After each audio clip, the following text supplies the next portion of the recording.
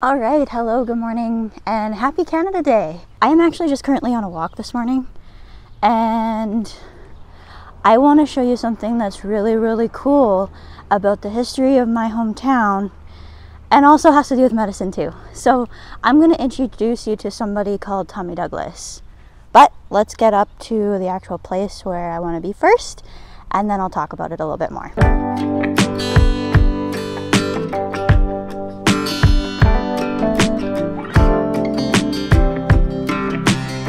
So we're in the oldest part of Weyburn right now. So there's a lot of historical sites. There's a water tower here.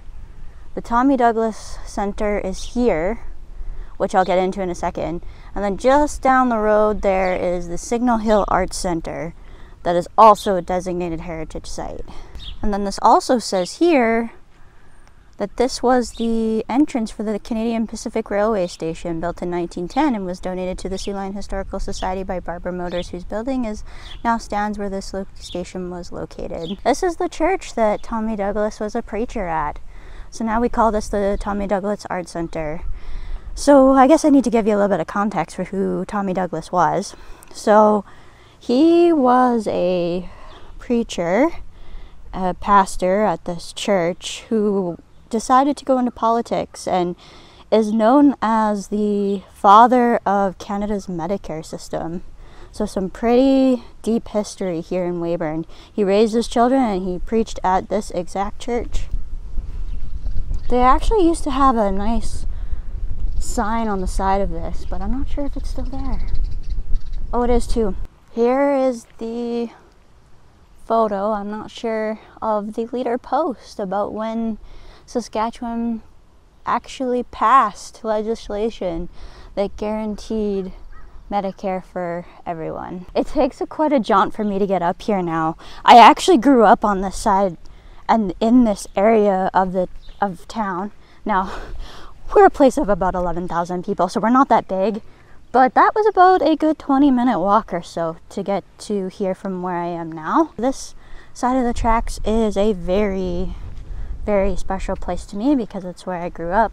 I often would ride my bike in this area because I wasn't really comfortable going across the highway when I was little. And now I'm gonna actually take you to the Tommy Douglas statue, which is by the river. So let's head there now. Tommy Douglas first became premier of the province and then went on into national politics to help gain the legislation for nationwide medical care. But Saskatchewan is where the Medicare idea first started, and because of that our system is the oldest. So although we talk about our country, Medicare for residents is actually a provincial responsibility. We're in a time now where rural medicine is suffering. So actually, although Saskatchewan's healthcare system is pretty old, I wouldn't say it's exactly great because rural healthcare makes up most of it and it's very hard to access medical care right now because of doctor shortages across the country. Tommy Douglas's dream with the whole thing was that no one would ever go bankrupt from a medical bill in their life again. So we are actually on top of a hill right now. I'm not right at the top because right at the top would have been up at the water tower there, but you get a really nice view up here. It's a little bit of a walk, like I said, but it is a beautiful view. So this is actually one called South Hill. So it's just kind of a random hill in the middle of flat prairie land. But you can see some of the crops are starting to bloom. I love July because everything is usually just blooming like crazy, especially out in the country. All right, so this is the old location of the elementary school that I actually attended. So this is the site of Sir School. I'm not sure if you can see, but the rock is still there. And this school was not only not compatible with today's disability requirements, but it had asbestos in it. This is where I went from kindergarten to grade 6 or 6th grade. So one thing I didn't actually mention when I was just talking about the school was that every time I kind of walk past this now, I get a little sad, and it's a big part of your childhood, is somewhere that you spend for like that long, like 7 years. And the school I also attended, middle school, because back then my town had middle school, was from grade 7 to actually grade 9. So we were a little bit different. Most of the places around here actually went kindergarten to grade 8 for elementary school, and then grade 9 to grade 12 for high school. We were a little bit different. And that school has actually been torn down as well and been replaced with the new elementary school of where the kids that used to go to 3 different schools in the community, including the one up here on the hill, actually attend now. And it's attached to actually a huge community, I guess, sports center type thing. So they've got an indoor track, climbing wall, bunch of different things, different types of recreational sports there. The community has changed, especially a lot in the last about 10 years or so. All right, I'm just about to come up onto the road I grew up on. So from the time I was about 3-ish until 2019, yeah, 2019, I was actually grew up on this road. So this is 2nd Avenue. So we're at the river now. Not much of a river, honestly. It's more of a creek. But this is called the Souris River. Here is the statue of Tommy Douglas. So in 2005, our country actually had a contest called The Greatest Canadian. Among names were people like Terry Fox and of course Tommy Douglas. I don't remember the other ones. I was like 10 years old.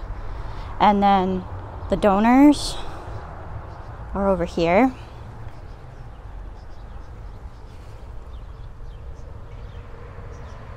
And then here's everything that Tommy Douglas is known for. So he's not only known for being the father of Medicare, but he did so much else for the province of Saskatchewan and for national politics as well.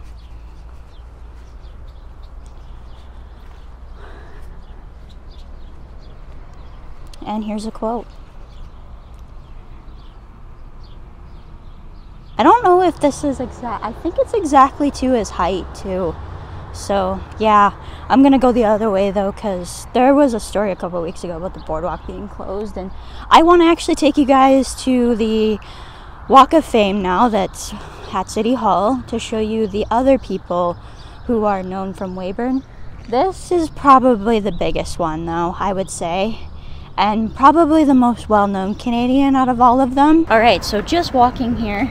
This rail line actually goes all the way down to Chicago and then goes over to a town in Saskatchewan, I guess a city called Moose Jaw. Seriously. This line is extremely, extremely busy. It's very, very busy actually. It's a very, very big line, but the sign that I showed you earlier, the place that they were actually referencing is down there a little bit. I do not miss living on the side of the tracks though, because on a regular work day, you can have a train 4 or 5 times a day, but this is the only thing that really prevents you from getting across town in about 5 minutes, by car anyways.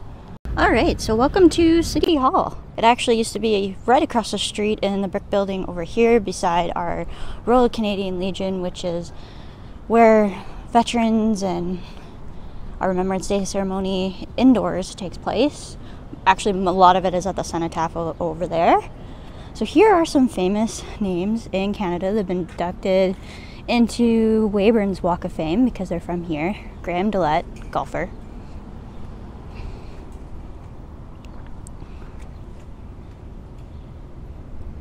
If you want to read any of these, just pause the video and read. I'm sure you'd be able to read it since I'm filming this in 4K.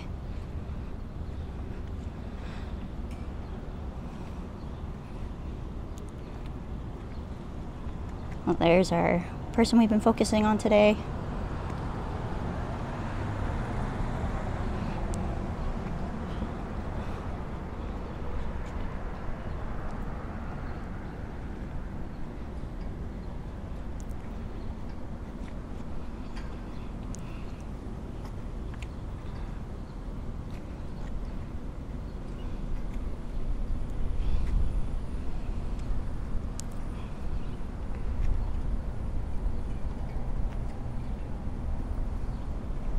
And then the most recent inductee.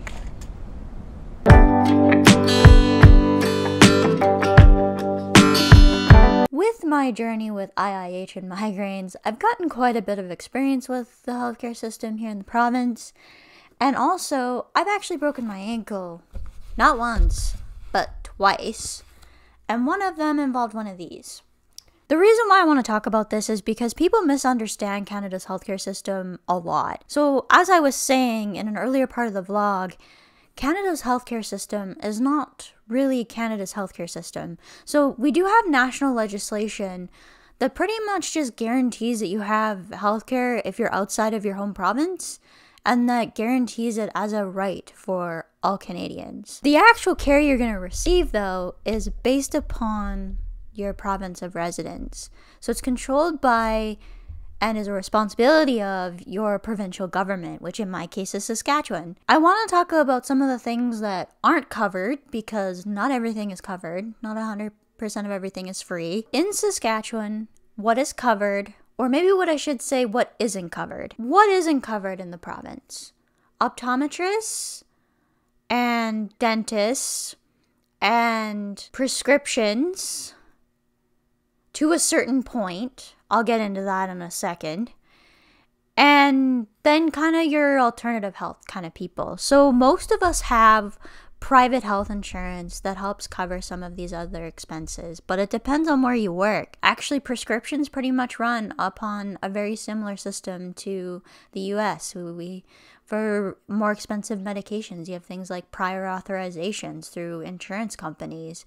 You often pay a certain amount per month on your paycheck. If you have private insurance through your employer, which the best type of kind of private insurance is through employers. You can actually buy it separately, but the plans, individual plans, are not very good at all. Let me talk a little bit about my experience with Canada's healthcare system, because I've had quite an in-depth one with my journey with IIH, and then I've had some other things like a broken ankle, and I brought this boot down actually for a specific reason. So let's get into that. I'm first going to get into my journey with my IIH diagnosis because I think it's really actually quite fascinating. So I was diagnosed via an MRI, cost me absolutely nothing, and had to wait. I think the request was put in May, and I was in July. So June, about a couple of months, which is quite fast, honestly. And the reason why is because they thought I might have a brain tumor. So they were able to rush it to a certain point. And doctors, if they feel like they're dealing with certain diagnoses in the end, if they have evidence of that, they can actually expedite that process a bit to a certain degree. I don't really understand how that works because I've never been on the other side of it. After the MRI, I had a full ophthalmological examination. That absolutely no cost for me out of pocket for that. So although optometrists aren't covered, ophthalmologists are. And then when I was actually being diagnosed with IIH, I had to have a spinal tap done. This was done via a day surgery unit in a hospital in a city that's close to me, relatively close to me. With that, there was no cost except for a hotel the night before. And then the following week, actually, or the following few days, I had to go to emergency because I had a leak after my spinal tap. The only cost for that was for parking for the person who was taking me, which was my mom. Spent so many hours with me that between those 2 days in the emergency room, because of how long the wait was, it was really, really, really bad. And the first time they didn't know what was going on, and the second time they knew exactly what was going on. So they were able to help me that second time. But as far as actual costs, pretty much parking in that case, which was like, I think, a max of $10 a day or something. Every time I see my neurologist, there's no cost for that. Every time I see my GP, there's no cost for that. All of that is paid through our taxes, which, yes, they're high, but when it comes to this and not having extra medical bills, I will take it. Now getting onto some of the other things that I've dealt with where you can actually run into costs when you actually need to get medical care. So the only time I've ever been sent a bill in the mail was actually for this boot. This boot I actually used when I broke my ankle a few years ago in 2019. This is actually the point when I started meditation, was when I broke my ankle. And they put me in this rather than being in a cast. I absolutely love this thing because it was actually pretty much, it's almost pretty much to the date. I guess it would have been about June 26th, 27th, I believe, that I actually broke my ankle in 2019. But I was in this boot for, I think, for about 6 weeks, and then used it for a couple of weeks after that to get walking and all of that. So that was not a fun time, but the biggest medical bill I've ever gotten is $125 for this thing. And you can actually have another expense if you happen to break an ankle or something in Canada. Often you pay a certain amount to rent crutches, but we actually had a pair from another period of time, so I didn't have that cost this last time. But you're looking at probably about $140 if you happen to break your ankle and need a boot. Casting actually will cost you too. I haven't had an actual cast since I broke my ankle the previous time, which was when I was 15 in 2010. And at that time, I think it was about $10 to $20 for a roll of it.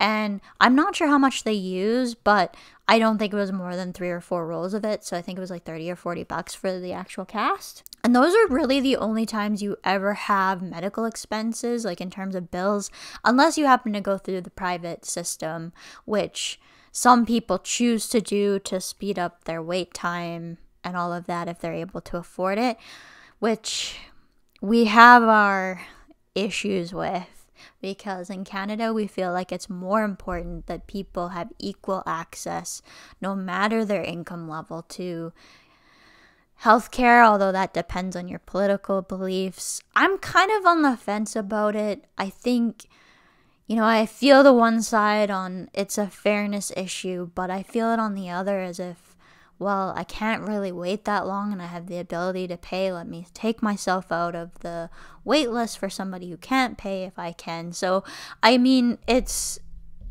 a hard one, honestly.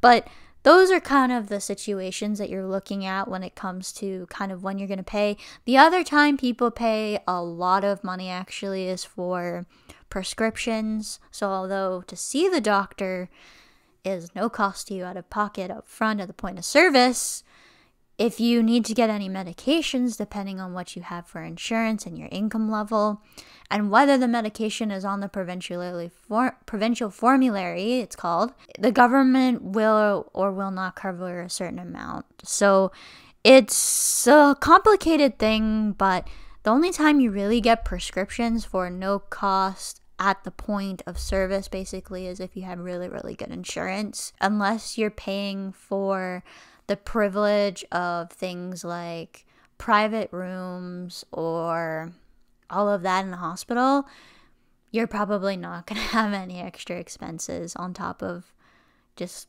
having it free at the point of service. All right, I'm back home now. Thanks for joining me.